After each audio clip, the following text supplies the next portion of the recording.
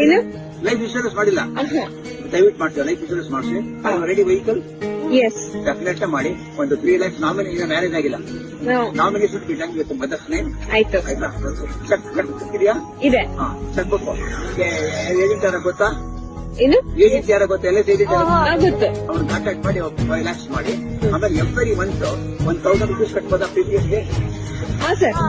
Every month, amount to be deducted from the SB account, the PPF account, 1000 rupees on fourth of every month. fourth every month.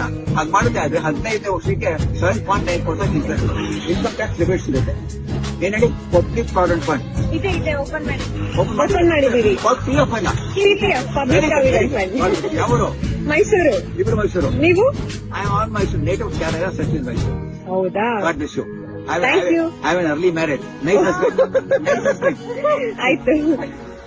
I have an early marriage. It is delayed. This is dangerous. ಹೌದಾ? ಸರಿ ಆಯ್ತು.